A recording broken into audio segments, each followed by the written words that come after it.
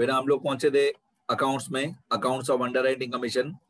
मैंने actually question 5 start किया था, लेकिन फिर मेरे को लगा कि पहले मैं फॉर्मेट सिखा दूं दोनों।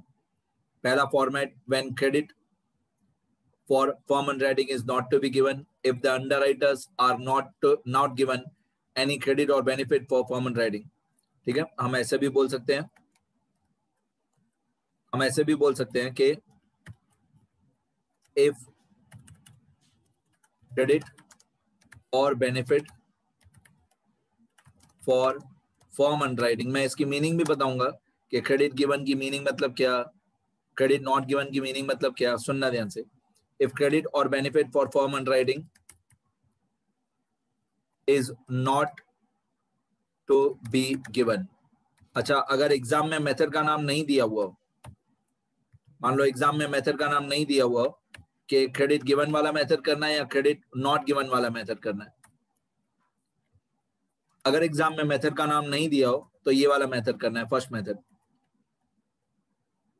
और if no information is given, अगर एग्जाम में बताया हुआ नहीं हो कि क्रेडिट गिवन है कि क्रेडिट नॉट गिवन है, तो हम लोगों को क्रेडिट नॉट गिवन वाला मेथड करना है। इसको हम लोग बोलेंगे फर्स्ट मेथड।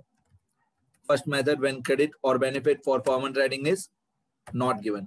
ठीक है, तो ये सारे शब्द अच्छी तरह से याद कर लेना। चलो, अभी जैसे ये मैंने आपको फर्स्ट पॉइंट बताया, फर्स्ट मेथड बताया, statement showing computation of total liability of underwriters. पहले ग्रॉस लायबिलिटी आता है, फिर लेस मार्क्ड एप्लीकेशन आता है, ये पहला मेथड है। फिर टोटल ए आता है, फिर लेस अनमार्क्ड एप्लीकेशन आता है, फिर ये जो टोटल बी आता है। मैं क्या करूंगा, मैं टोटल बी को अलग से लिखता हूं और इस सरप्लस वगैरह को अलग से लिखता हूं।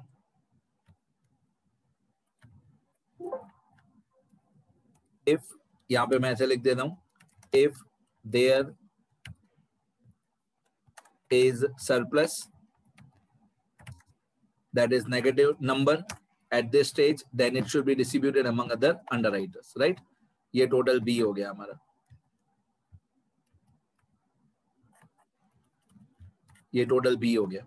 ठीक है, तो सबसे पहले आता है ग्रॉस लायबिलिटी, फिर आता है लेस मार्क्ड एप्लीकेशन, फिर टोटल ए, फिर आता है लेस अनमार्क्ड एप्लीकेशन, फिर टोटल बी, फिर टोटल बी फाइंड आउट करते रहे। अगर टोटल बी के अंदर कोई नेगेटिव नंबर है, कोई नेगेटिव नंबर ऑफ शेयर्स है, तो वो बाकी के अंडरराइटर्स में डिस्ट्रीब्यूट हो जाएगा in the ratio of their gross liability.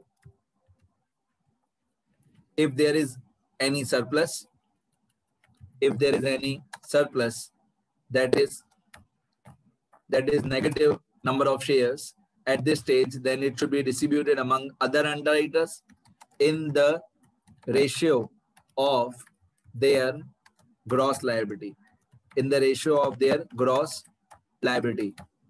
ठीक है, इसके बाद प्लस माइनस करने के बाद जो आंसर आएगा वो नेट लायबिलिटी। नेट लायबिलिटी के बाद हम लोग एड फर्म अंडरराइटिंग करेंगे। ठीक है, in the ratio of their gross liability। फिर इसके बाद नेट लायबिलिटी आएगा, नेट लायबिलिटी के बाद हम एड फर्म अंडरराइटिंग करेंगे, एड फर्म अंडरराइटिंग के बाद टोटल लायबिलिटी आएगा। ये हमारा टोटल लायबिलिटी है, बस यहाँ पे हमारा आंसर खत्म हो गया। फिर मैंने नीचे एक नोट लिखा था, in the above full statement there is no amount, all the figures are indicating the number of shares, the ratio of gross liability is the ratio of profit and loss among underwriters. अब मैं second method start करता हूं। Second method में credit given होगा obviously, ये जैसे first method था credit not given, तो सेकंड मेथड में हो जाएगा क्रेडिट गिवन। तो पहले मैं पूरा कॉपी पेस्ट करूंगा राइट साइड पे, देखना ध्यान से, ये पूरा स्टेटमेंट मैं कॉपी पेस्ट करूंगा थोड़ा सा राइट साइड पे। ठीक है, अब मैं धीरे धीरे इसके अंदर चेंजेस करूंगा। ये हमारा बी पार्ट हो जाएगा, ये हमारा सेकंड मेथड हो जाएगा। मैं इसके अंदर धीरे धीरे चेंजेस करते जाऊंगा, ध्यान से सुनना। थोड़ा सा एक छोटा सा चेंज है, ये सेकंड मेथड हो जाएगा इफ द क्रेडिट और benefit for firm underwriting is to be given, not हटा दिया मैंने। If the underwriters are given, इधर से भी मैंने नॉट हटा दिया। If the underwriters are given credit और benefit for firm underwriting, that is credit is given. ठीक है, और नो इन्फॉर्मेशन यहाँ पे नहीं आएगा, नो इन्फॉर्मेशन फर्स्ट मेथड में आएगा। मतलब अगर एग्जाम में मेथड का नाम नहीं बताया हुआ हो तो हम कौन सा मेथड करेंगे, फर्स्ट। नो इन्फॉर्मेशन मतलब मेथड का नाम एग्जाम में नहीं बताया हुआ है।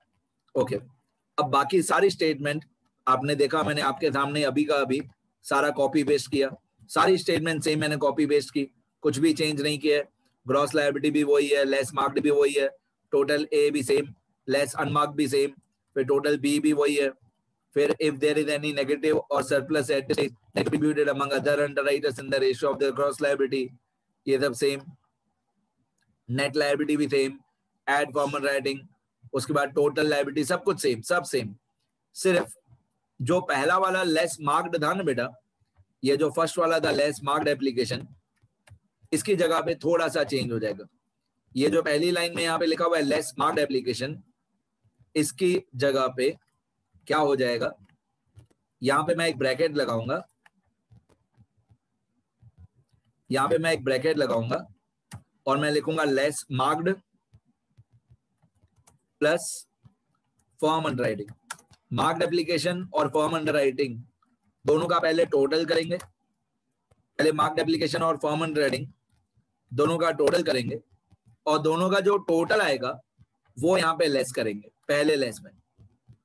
ठीक है, बस सिर्फ इतना सा फर्क है कि फर्स्ट मेथड में यहाँ पे लेस में सिर्फ मार्क्ड एप्लीकेशन आता है, और सेकंड मेथड में यहाँ पे लेस में मार्क्ड एप्लीकेशन और फॉर्म एंड रेडिंग दोनों का टोटल करेंगे। पहले मार्क्ड एप्लीकेशन और फॉर्म एंड रेडिंग दोनों का टोटल करेंगे, फिर जितना टोटल आएगा वो लेस करेंगे। अब मैं जानबूझ के इसका बैकग्राउंड कलर चेंज कर देता हूँ, जैसे हमेशा आपको अलग अलग कलर देख के ही याद आ जाए कि ये तो सेकंड मेथड है। ठीक है, अब आपको क्लियरली दिखेगा कि ये सेकंड मेथड है, ये हमारा फर्स्ट मेथड था। ठीक है, फर्स्ट मेथड में यहाँ पे क्या लेस किया था, सिर्फ मार्क्ड, बस। सेकंड मेथड में क्या माइनस किया, सेकंड मेथड में यहाँ पे क्या माइनस किया, मार्क्ड भी माइनस किया और फॉर्म एंड रेडिंग भी माइनस किया, दोनों माइनस किए। दोनों का टोटल पहले करेंगे फिर माइनस करेंगे। सपोज करो मार्क्ड एप्लीकेशन है 8000 शेयर्स और फॉर्म एंड रेडिंग है 1000 शेयर्स, तो 8000 और 1000 पहले दोनों का टोटल कर देंगे, तो टोटल आएगा 9000 शेयर्स, फिर 9000 शेयर यहाँ पे माइनस करेंगे। मार्क्ड और फॉर्म एंड रेडिंग 8000 और 1000 दोनों का टोटल हुआ 9000 यहाँ पे माइनस होगा। ठीक है, बाकी सारा फॉर्मेट सेम, कुछ चेंज नहीं करना है, बाकी सब कुछ सेम। ये second method, if credit or benefit for form and rating is to be given, if the underwriters are given credit or benefit for form and rating,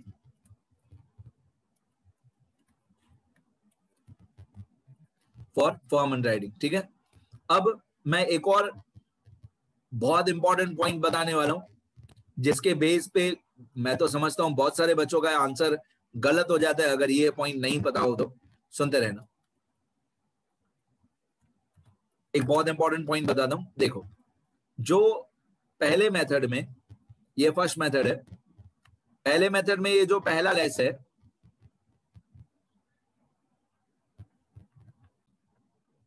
जो ये पहले मेथड में पहला लेस है मतलब मार्क्ड एप्लीकेशन, और जो दूसरा लेस है अनमार्क्ड एप्लीकेशन, इन दोनों का टोटल होना चाहिए टोटल एप्लीकेशन रिसीव्ड। ये पहला लेस जो मार्क्ड एप्लीकेशन है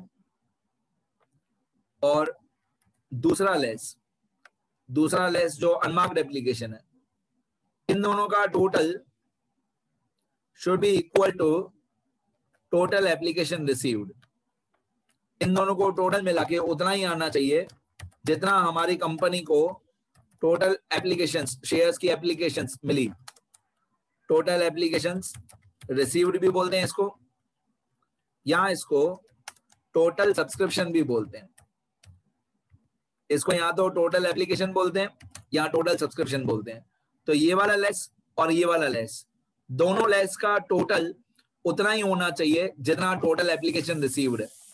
पहले लेस और दूसरे लेस का टोटल, ये फर्स्ट मेथड चल रहा है हमारा, ये पहले लेस का जो यहाँ पे टोटल आएगा लास्ट में और दूसरे लेस का जो टोटल आएगा, इन दोनों को मिला के टोटल एप्लीकेशन रिसीव्ड होनी चाहिए। सेम उसी तरीके से सेम यही बात सेकंड मेथड में भी होनी चाहिए। सेकंड मेथड में भी यही रूल होता है, पहले लेस का टोटल और दूसरे लेस का टोटल पहला लेस और दूसरा लेस, मैं वही बात फिर से लिखूंगा और थोड़ा तो आप लोगों को डाउट रेज होगा।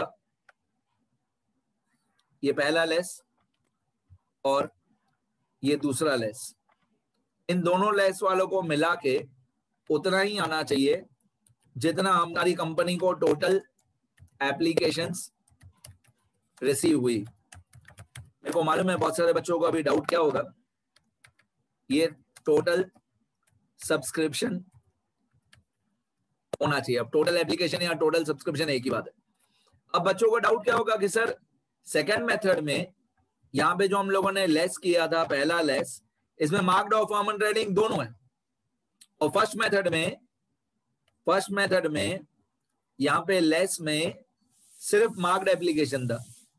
तो सर ये वाला लेस और ये वाले लेस का टोटल सेम कैसे होगा, वो मैं जब प्रैक्टिकली क्वेश्चन आंसर बताऊंगा, एक्सरसाइज के क्वेश्चंस बताऊंगा, तब मैं ये प्रूव करके दिखाऊंगा कि इन दोनों लेस का टोटल पहले मेथड में भी और दूसरे मेथड में भी दोनों लेस का टोटल सेम होना चाहिए।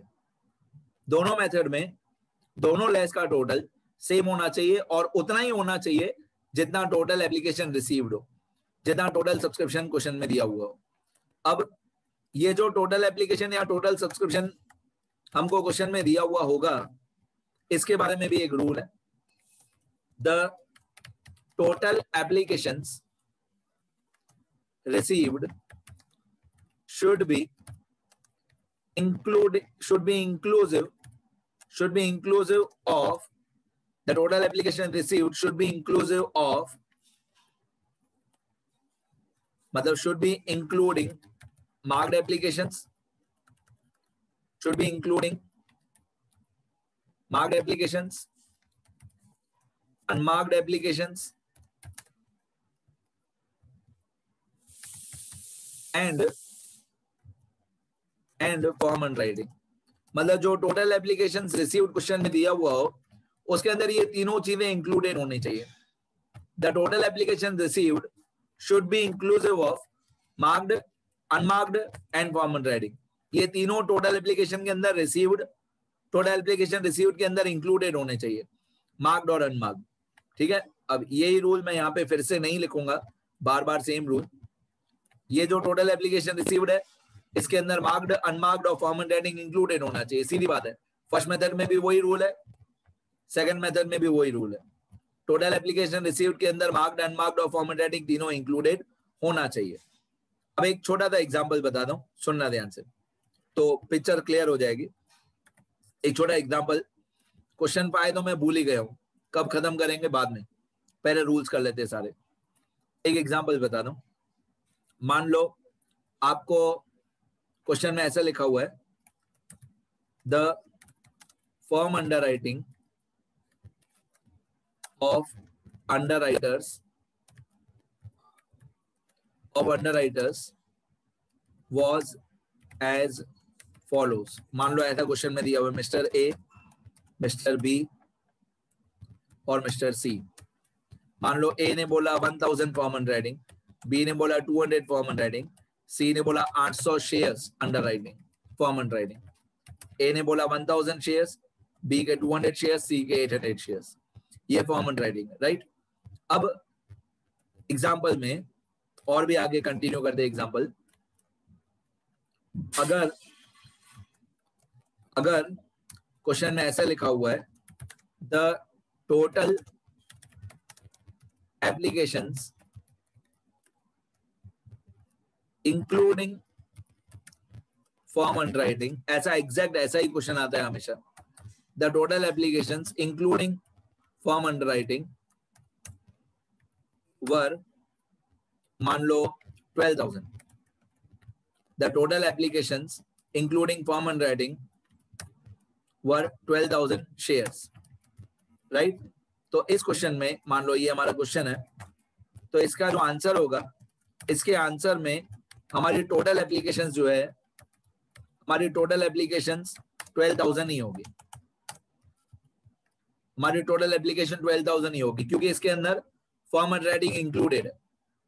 इसके अंदर form and writing already included है 12,000 के अंदर, तो हमको इंक्लूडेड ही चाहिए। अब अगर इसी को थोड़ा सा हम लोग चेंज कर दें, क्वेश्चन 2 कर दें, और मैं ऐसा लिखूं,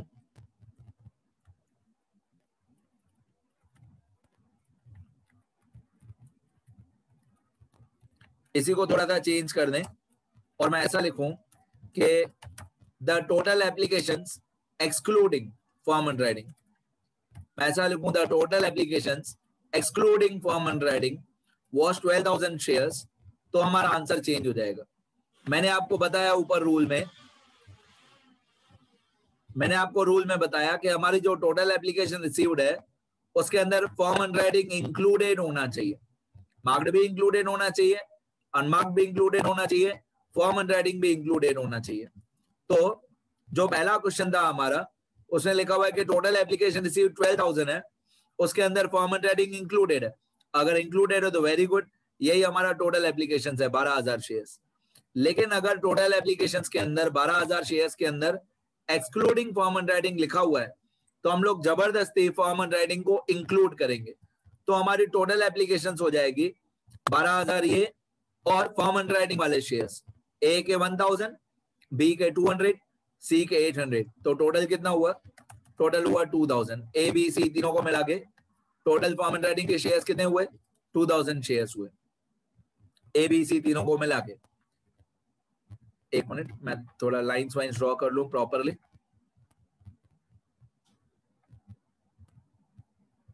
चलो, तो फॉर्म एंड राइटिंग का टोटल कितना है? 1,000 और 200 और 800, टोटल कितना हुआ? 2,000। तो क्वेश्चन नंबर 2 में लिखा हुआ है द टोटल एप्लीकेशंस रिसीव्ड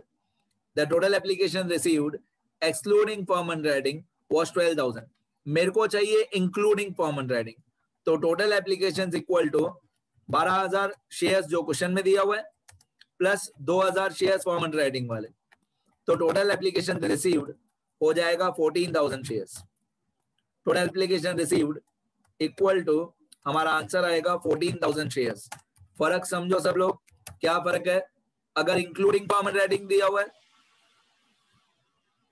अगर इंक्लूडिंग फॉर्म एंड राइटिंग दिया हुआ है तो 12,000 ही हमारा टोटल एप्लीकेशन रिसीव्ड है। अगर एक्सक्लूडिंग फॉर्म एंड राइटिंग दिया हुआ है तो 12,000 में पहले फॉर्म एंड राइटिंग के 2,000 शेयर्स प्लस करो, तो टोटल एप्लीकेशन आ जाएगा 14,000, राइट? ओके, अब मैंने ऊपर आपको यहाँ पे बताया कि जो टोटल एप्लीकेशन रिसीव्ड होनी चाहिए उसके अंदर मार्क्ड, अनमार्क्ड और फॉर्म एंड राइटिंग तीनों इंक्लूडेड होना चाहिए।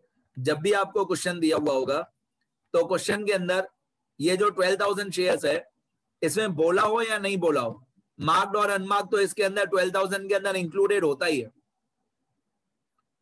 क्वेश्चन में ये 12,000 एप्लीकेशन रिसीव्ड के अंदर बताया हो कि नहीं बताया हो, 12,000 के अंदर मार्क्ड हमेशा इंक्लूडेड होता ही है, अनमार्क्ड भी हमेशा इंक्लूडेड होता ही है। वही ये नीचे वाला 12,000 है, क्वेश्चन 2 वाला। इस क्वेश्चन 2 वाले 12,000 में भी मार्क्ड और अनमार्क्ड ये दोनों तो हमेशा इंक्लूडेड होता ही है। हमको सिर्फ ध्यान देना है फॉर्म एंड राइटिंग पे। फॉर्म एंड राइटिंग इंक्लूडेड है तो हम कुछ भी नहीं करेंगे, 12,000 का 12,000 ही रहेगा। फॉर्म एंड राइटिंग एक्सक्लूडेड है तो हम फॉर्म एंड राइटिंग को जबरदस्ती इंक्लूड करेंगे, तो 12 + 2 14 हो जाएगा। और भी आगे एक दो रूल्स हैं इंपॉर्टेंट, सुनना ध्यान से। यहाँ पे टोटल एप्लीकेशन रिसीव्ड,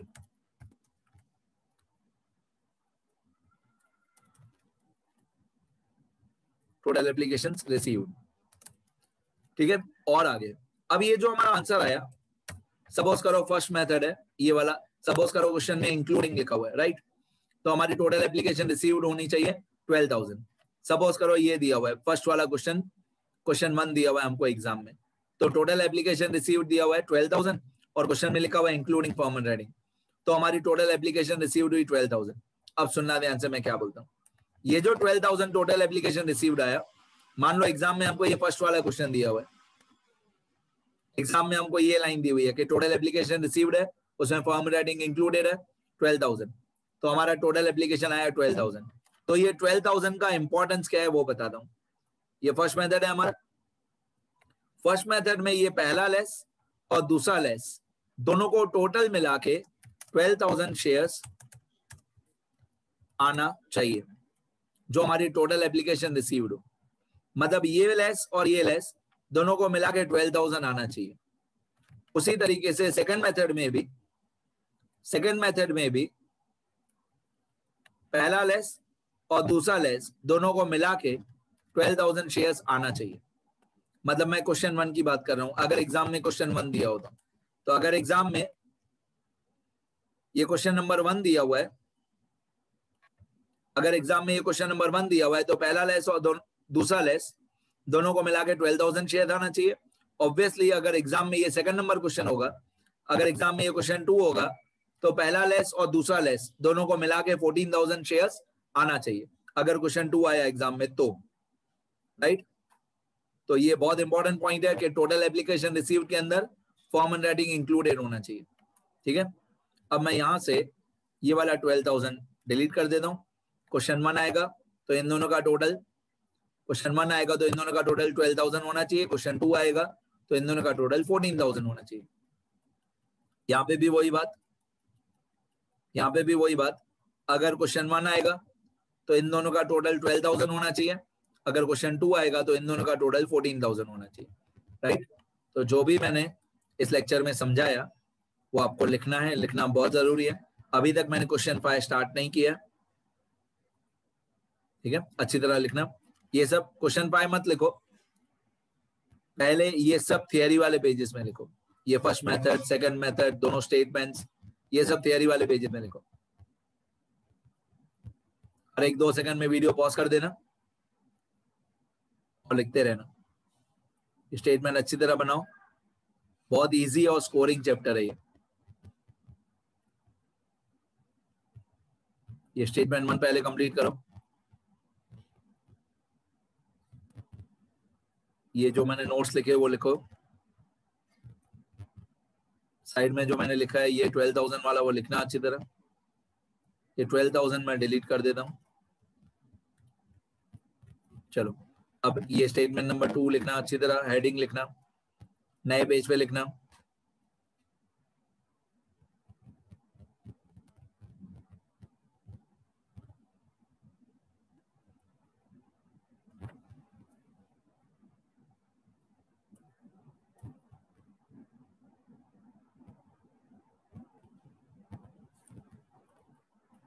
ये स्टेटमेंट नंबर 2 है।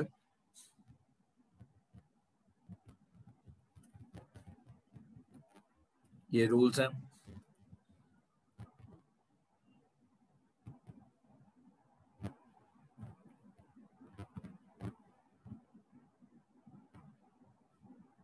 ठीक है, कितना लिखो, लिखो बेटा, अच्छी तरह लिखोगे तो याद रहेगा।